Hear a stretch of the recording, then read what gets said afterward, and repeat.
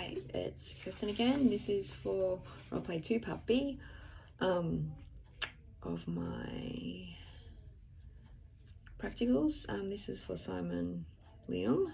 He's number session 2. This is my notes template and I'll just read them out to you. Okay, so his goals for this week are his management of his anxiety in social situations and specifically also manage anxiety on his date with Nina. Topics discussed and outcomes. We discussed how asking Nina out went and what the outcome was. She said yes, but he's worried about the date, and then he won't know what to say. So we talked a bit around that. He first said that he was going to take her to the dinner and then to the movies, but then after we talked a little bit about it, he decided to change his mind and he moved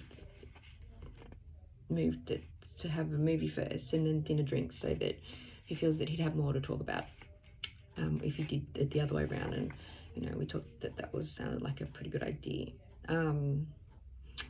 We also had a look at sort of past events in his history and what may have caused him to be anxious in his social situations. He sort of gave me a bit of a history about all that, and I sort of chatted to him about maybe looking at the situations a bit differently and not so negatively, and that sometimes we get so fixated on what went wrong and not look at what went right. So we talked a lot around that, and then a lot about his anxiety and how he can manage that, and things around that. Intervention strategies. We looked at some simple breathing just to help with ease his anxiety when he's feeling a bit overwhelmed and all those feelings are kind of all encompassing, and it's something he can do kind of quietly. No one's going to notice. It just takes a few deep, in and out, in through the nose, out through the mouth. If you can go like to the bathroom and do that a little bit, or just even sitting in the movies. There's all stuff, those things you can do. We talked about maybe looking at some, more in-depth strategies in later sessions to give him some more help with that. We also sort of looked at reframing his negative thoughts around all these situations that he's had, and looking, and that he tends to look at the negative side of things and doesn't really look at the positive. So he sort of seemed to be more welcoming of that idea, and sort of maybe looking at how situations can be more positive and the good things in situations as opposed to focusing on all the bad stuff. From doing some work with other people and being on this program that we've been running at the moment, and doing counselling in that, we talk about I can and I am saying. So I was, looking back when I did that, was probably something I could really incorporate into that. Anyway, I can talk about that in the next one. Anyway, so that was about it, and next session's in a week. Rightio. Number 2 is reflect and evaluate on your counselling and communication skills. What went well, what didn't work, what should you have done differently? Well, more practice. I feel Simon's tricky for some reason. I don't know why I find him tricky. So I sort of struggle with him a little bit. I don't quite know why. I felt like my eye contact was good. Again, I kind of want to try changing up the seating when I do the next video with a different participant and see if that works a bit better. Sort of maybe get a bit more space. I feel like we're really on top of each other, and then if I lean over to write some notes, then I'm out of the camera. Not that I think that's a big deal, because I'm still there and he can still hear me. Or if I lean back in the chair, for example, to mirror his body language, I guess, I go out of camera. So I've got to look at that for next one. What else?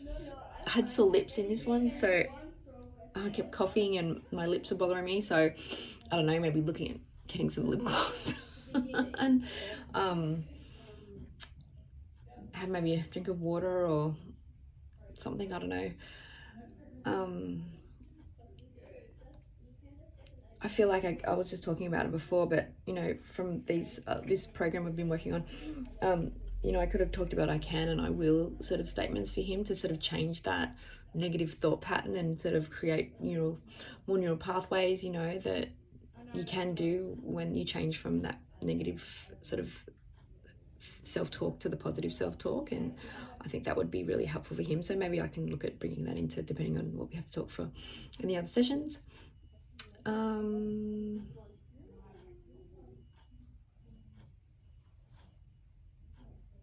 kind of felt the other one went better than this one. I don't know why.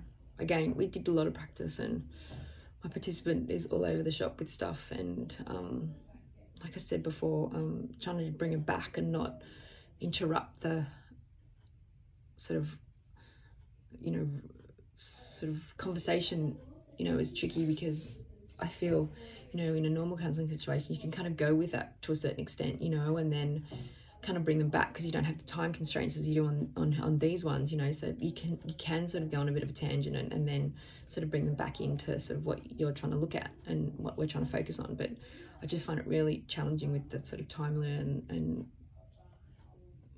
and depending on who is my participant as well and how they've sort of read all the stuff and their portrayal of the situation, I guess, as well. Again, hopefully I get better with my practice. I'm gonna try to get a few more done so that yeah, if I sort of do a bit more kind of closer together, maybe that'll work a bit better. Okay, number 3, because we're running out of time. Okay, analyze what you've learned about Simon in light of the personality and development theories you've learned and explain how you can integrate this into your future work with Simon. Okay, I chose for Simon Bowlby's attachment theory, and which is the importance placed on early experiences and child-rearing practices. Attachment theory suggests that personality and behaviours relate to images of specific people and are experienced early in life and act as a template or guide for later interpersonal relationships. So relating to Simon, I think discussions with Simon could centre around his earlier experiences and even maybe going right back to how his childhood was and his relationships with his parents. I think would be really helpful to look at that and see how, you know, they may have shaped how he is feeling with his relationships now. Because this could be just a learned response. And his negative self-talk reaffirms these negative thoughts. So we can have discussions around attachment styles, insecure attachment, driven by fear and loss and rejection, and this characterizes behavior in interpersonal relationships. So, you know, if we went back to look at his parents, depending on what the attachment style was, you know, that could help explain, you know, why he's sort of has this fear of rejection all the time and that, you know, he's not going to be good enough and that, you know, so I guess maybe getting him to understand that might make it helpful for him, so it's not just like it's his problem, it's sort of something that's been ingrained and that we can work on changing this, so it's not something that, you know, it's sort of this bad thing that's going to be with him forever. So we could further explore his past and childhood and his and help to strengthen his self-worth and his positive sense of self. So, you know, looking at strategies that we can use to improve that, and also challenging his negative self-talk as well, which is a big one for him that I think he gets caught up in a lot. So yeah, that's how I think we could work with Bowlby's attachment theory with Simon. Okay, thanks for listening. Bye.